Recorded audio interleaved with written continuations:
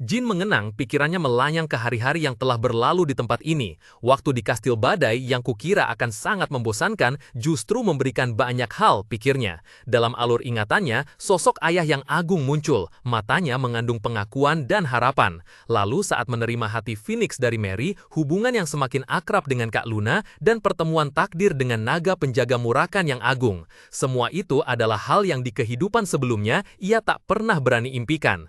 Suara langkah kaki tegas bergema di lantai marmar, menarik Jin kembali ke realitas aula besar yang terang benderang. Ia telah berusia 10 tahun.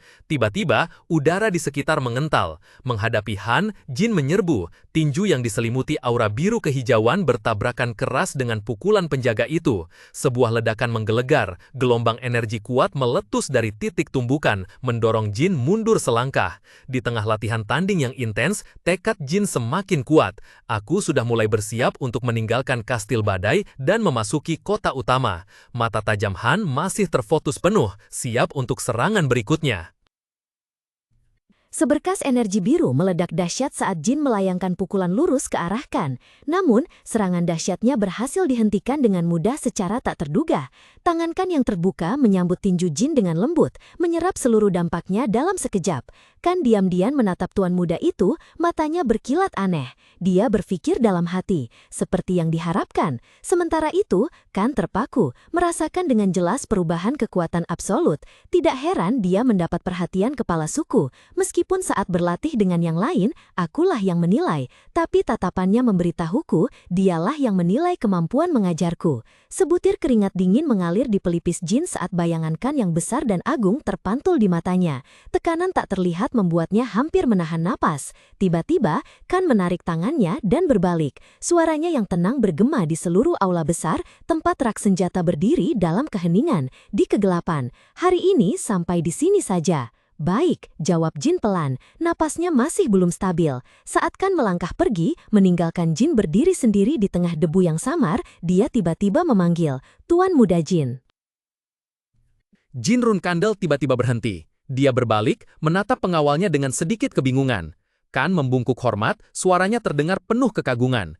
Merupakan kehormatan bagi saya untuk mendidik tuan muda sampai sekarang. Tidak banyak waktu tersisa sampai Anda harus meninggalkan Kastil Badai, tetapi saya berjanji akan mengerahkan seluruh kekuatan saya untuk melatih Anda hingga saat terakhir. Jin terdiam sejenak, tangannya tanpa sadar mengepal. Setelah beberapa saat, dia menghela napas pelan, menjawab singkat, "Baiklah." Kemudian, senyum penuh tekad merekah di bibirnya saat dia menatap lurus ke arah gurunya. "Kalau begitu, saya harap Anda akan membimbing saya sampai saat itu." Setelah itu, di sebuah ruangan gelap, Jin duduk sendirian. Matanya terbuka lebar, fokus penuh pada telapak tangannya. Dia mencoba memasukkan ujung jarinya ke dalam nyala lilin yang menyala. Akhirnya, Jin berbisik, wajahnya dipenuhi kegembiraan dan kelegaan. Tepat pada saat itu, suara pintu berderi terdengar, memotong momennya. Suara terkejut Gili terdengar dari arah pintu. "Tuan muda?" Di sebuah ruangan mewah yang berkilauan emas, Gili sedang mengepak barang untuk perjalanannya yang akan datang. Ketika dia tiba-tiba terhenti, matanya terbelalak penuh kekhawatiran. Dia melihat Jin dengan santai mengarahkan jarinya di atas nyala lilin yang berkobar. "Ya Tuhan, tidak panas!" seru Gili, suaranya tidak bisa menyembunyikan keterkejutannya. Jin tersenyum, menarik jarinya dari api dengan tenang, tanpa tanda-tanda terbakar. Dia menjawab, "Ya, sekarang rasanya hanya seperti air hangat saja. Saya senang hadiah dari Nona Mary berfungsi dengan sangat baik." Kekhawatiran Gili dengan cepat berubah menjadi rasa ingin tahu. Dia menatap tuan muda itu dengan mata penuh kekaguman. "Saya baru dengar tentang hati Phoenix, tapi belum pernah melihat efeknya. Sungguh menakjubkan." "Saya juga," jawab Jin, matanya berkilau dengan rasa percaya diri dan kepuasan. "Saya rasa saya sudah menyerap sekitar setengahnya, butuh beberapa tahun lagi untuk menyerap sepenuhnya." Gili mengangguk, kembali ke peti besar yang terbuka, melanjutkan pekerjaan mengepak. Dia berkata dengan suara penuh perhatian, "Tuan muda, kita akan meninggalkan kastil besok pagi-pagi, jadi jika Anda membutuhkan sesuatu, tolong beritahu saya sebelumnya." "Ya, baiklah," jawab Jin singkat. Mata Gili terhenti pada dua buku bersampul keras yang diletakkan di tempat tidur. "Tuan muda, apakah saya harus mengepak buku-buku ini?"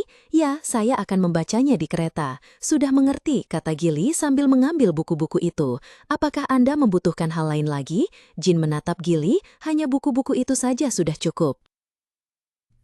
Gili dengan lembut melipat ke meja putih bersih itu. Saya mengerti. Oh, hari ini saya akan membuat kue stroberi untuk camilan tuan ya. Duduk di kursi mewah, Jin hendak menjawab, tentu saja, semua. Namun tiba-tiba, ia terdiam seolah teringat sesuatu yang penting. Ah, benar juga. Bocah itu melompat dari kursi, membuat Gili yang sedang memeluk tumpukan pakaian bersih terkejut. Gili, aku mau keluar sebentar. Jin buru-buru berkata, maaf ya, aku akan segera kembali. Lalu cepat-cepat pergi, meninggalkan Gili dengan ekspresi bingung. Dengan cepat mengenakan jubah hitam, Jin menyelinap di ruangan lain dan perlahan membuka pintu. Murakan? Dari dalam, Murakan berbalik dengan wajah gembira. Hei, sudah kembali ya bocah? Jin masuk ke dalam kamar, wajahnya serius. Kau masih ingat besok aku akan meninggalkan kastil kan? Murakan menjawab dengan antusias. Tentu saja, kau tidak tahu sudah berapa lama aku menunggu hari ini. Kalau begitu, Jin langsung bertanya, kau berencana mengikutiku dengan cara apa? Murakan menyeringai penuh percaya diri, menunjuk satu jari ke arah Jin. Jangan khawatirkan hal-hal sepele itu bocah, aku ini naga hitam legendaris tahu? Murakan menepuk dadanya dengan percaya diri, menyunggingkan senyum puas. Sekuat apapun aku melemah, masalah kecil ini bukan apa-apa. Aku akan mengikutimu tanpa ada yang menyadari. Mendengar kata melemah, Jin Runcandel terkejut. Suaranya penuh kekhawatiran dan teguran. Kau sudah melemah, mengapa kau tidak memberitahuku hal penting seperti itu? Murakan hanya menyeringai. Bocah ini, aku sudah tidur selama 1000 tahun tanpa melakukan apa-apa. Kau pikir aku akan baik-baik saja? Mata Jin berbinar penuh harapan saat dia menatap pendampingnya. Jadi, bisakah kau memulihkan kekuatanmu? Tentu saja, Murakan menegaskan dengan yakin saat mereka berada di sebuah ruangan dengan rak buku yang menjulang tinggi. Dia melipat tangannya, ekspresinya penuh kepuasan diri. Karena aku adalah naga pelindungmu, jadi ketika aku menjadi kuat, kamu juga akan menjadi lebih kuat. Maka, cepatlah menjadi pendekar pedang iblis yang perkasa seperti Temar. Mendengar nama Temar, Jin mengangkat kepalanya, matanya tajam luar biasa. Kau bilang, klan Runcandel dulunya adalah klan pendekar pedang iblis kan? Aku sudah mendengar itu dari Solderet di kehidupanku sebelumnya. Dalam benak Jin, ingatan akan kata-kata Solderet muncul dengan jelas, bersama dengan gambaran sosok agung yang diselimuti energi sihir biru kebiruan yang misterius. Klan Runcandel awalnya adalah klan pendekar pedang iblis, dan kepala keluarga pendirinya, Tema Runcandel, adalah pendekar pedang iblis terkuat dalam sejarah. Jin diam-diam merenungkan sebuah kebenaran yang kini hampir terlupakan. Berdiri dengan tangan bersedekap di antara rak-rak buku yang menjulang tinggi, Murakan memecah keheningan, suaranya membawa beban sejarah ribuan tahun. Alasan mengapa klan Runcandel saat ini menolak sihir dan hanya mengejar puncak ilmu pedang adalah karena sumpah memalukan yang dibuat 1000 tahun yang lalu. Dia menghela napas pelan, tatapannya beralih ke pemandangan kota yang berkilauan di malam hari. Yah, bahkan jika mereka memujaku sebagai dewa pelindung klan, aku yakin mereka akan sangat tidak ramah jika aku benar-benar muncul. Jika 1000 tahun yang lalu, tiba-tiba, aura emas yang menyala-nyala menyelimuti Murakan. Dia membusungkan dada, tersenyum dengan bangga dan puas. Aku yakin, baik kau maupun aku akan disembah karena telah membawa makhluk paling mulia ke dunia ini. Jin mendongak, ekspresinya tidak tergoyahkan oleh drama sang naga. Klan Runcandel, benarkah akan melakukan itu? Kegembiraan Murakan seketika mereda. Dia menggaruk kepalanya, tampak sedikit malu. Kurasa itu agak tidak masuk akal ya. Bagaimanapun, aku akan menyembunyikan diriku dengan sangat baik, jadi jangan khawatir. Jin tersenyum tipis. Baiklah. Jadi, apa yang akan kau lakukan dengan itu? Murakan menunjuk ke wadah kosong, nadanya menjadi serius. Seseorang akan mengetahuinya ketika mereka datang ke perpustakaan dan tidak menemukan apa-apa di sana. Dia meletakkan tangannya di wadah, rasa percaya diri kembali. Aku hanya perlu menciptakan ilusi dengan sihir bahasa naga. Bagaimana jika itu juga terdeteksi? Jin bertanya balik, kekhawatiran masih tersembunyi.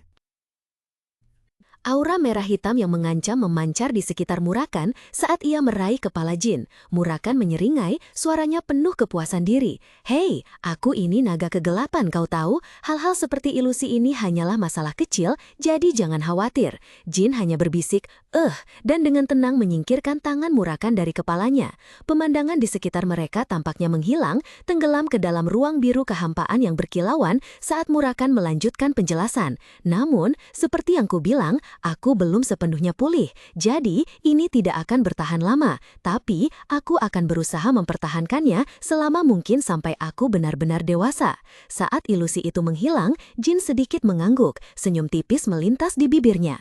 Baiklah, terima kasih untuk ini. Kemudian, di sebuah ruangan yang nyaman dengan rak buku setinggi langit-langit, Jin tiba-tiba berbicara. Oh, sebenarnya, hari ini aku membawakanmu sesuatu yang istimewa. Sesuatu yang istimewa, Murakan, yang sedang berdiri dengan tangan bersedekap, bertanya balik dengan penasaran. Jin tersenyum cerah, mengeluarkan sebuah kue dan sebotol anggur dari sakunya. Sebuah kue yang terbuat dari stroberi pertama tahun ini dan juga anggur yang kucuri. Mata Murakan membelalak, mulutnya menganga karena terkejut. Apa itu?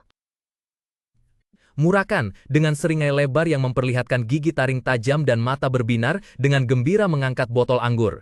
Melihat itu, Jin hanya bisa berwajah serius dan mengingatkan, jangan mabuk dan menciptakan ilusi aneh. Mendengar itu, Murakan segera meletakkan tangan di bahu Jin dengan suara penuh haru dan gembira. Kau kira aku siapa, anakku yang cantik? Merawatmu benar-benar tidak sia-sia, atau sekalian saja perkenalkan pengasuhmu padaku. Di hadapan antusiasme berlebihan naga berumur 1000 tahun yang sedang duduk di antara kue tart stroberi yang lezat, Jin hanya menjawab pelan, akan kupikirkan dulu. Adegan beralih ke halaman luas kastil badai. Kepingan salju kecil mulai turun, membawa serta udara dingin musim dingin. Gili dengan lembut merapikan kerah baju Jin, matanya penuh kekhawatiran dan kasih sayang. Dia menggenggam tangan Jin dengan lembut berpesan, Tuan muda, Anda tidak bisa mengharapkan kehidupan yang tenang dan santai seperti di sini ketika Anda tiba di kastil utama. Tentu saja, Anda sudah sibuk berlatih di sini, tetapi di sana akan jauh lebih sulit, dan Anda akan jauh lebih sibuk. Saya juga tidak bisa lagi memanggang kue untuk Anda kapanpun Anda mau. Jin menatap pengasuh yang telah merawatnya sejak kecil, matanya memancarkan keteguhan. Jangan khawatir, saya tahu betul, saya juga akan berusaha sekuat tenaga di kastil utama. Janji Jin membuat Gili sangat terharu. Dia meletakkan tangan di dada, suaranya tegas. Ya, saya juga akan mengabdikan diri sepenuhnya untuk Anda.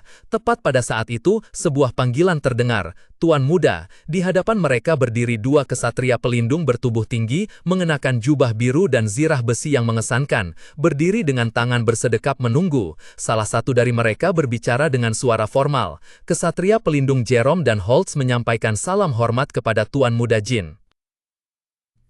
Dalam salju yang turun tipis di hari akhir musim gugur yang dingin, dua kesatria pelindung dengan baju zirah berkilau membungkuk di hadapan Jin. Suara tegas mereka bergema di keheningan.